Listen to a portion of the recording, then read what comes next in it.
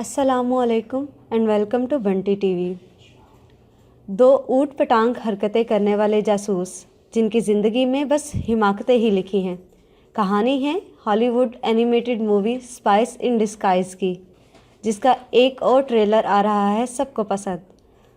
Loans और Walter के पास हैं ऐसी गैजेट्स जो इन्हें बना सकती हैं सुपर हीरो। मिशन है दुनिया को बर्बादी से बचाने का, लेकिन दोनों की बौखलाहटें हैं अरूज पर।